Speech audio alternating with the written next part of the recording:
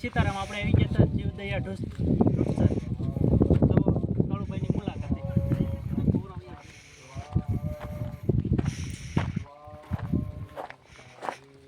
જો આ કાળુભાઈનો ઓટલો છે આ તેમની જગ્યા છે બધી દેખાય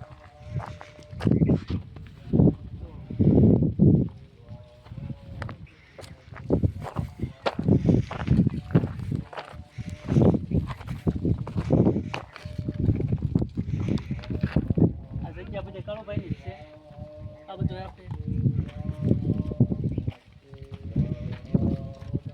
જગ્યા લઈ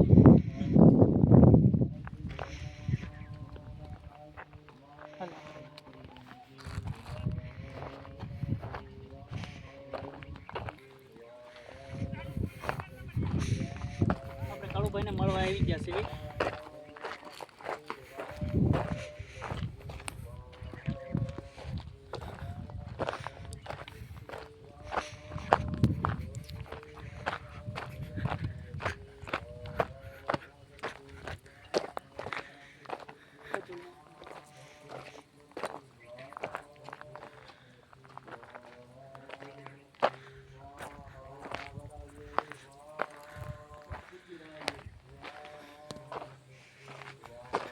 સીતારામ સીતારામ માલિક કેમ છો? મજામાં? મજામાં. તમે કેમ છો? બસ એકદમ શાંતિ છે. બેવો માલિક. સીતારામ સીતારામ ભગવાન સીતારામ સીતારામ સીતારામ.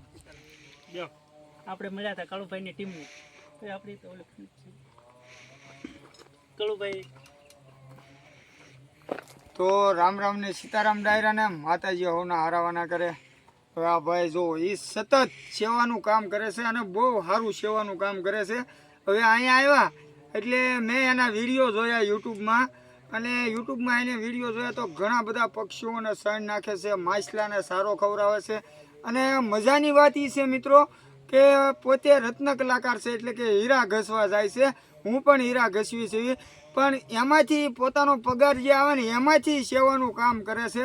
તો ધન્યવાદ દેવો જોઈએ એ ભાઈને. અને ખરેખર આપણે કેવું હોય ને કે જનની જણ તો ભગત જણજે, કા દાતાર અને કા સૂર, નહીતર રેજે તું વાંજણી અને મત ગુમાવીશ નૂર.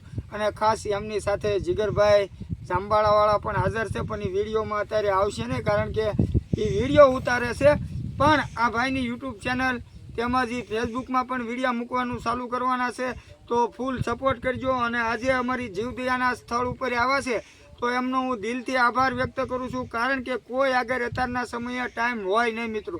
આવું સેવાનું કાર્ય હાલતું હોય અને અમારે અહીંયા કરવાનું છે શૂન્યમાંથી સર્જન એટલે કે થોડા ઘણા ઝાડવા સોંપ્યા છે. આવનારા સમયમાં થોડા ઘણા સોંપતા જઈશું.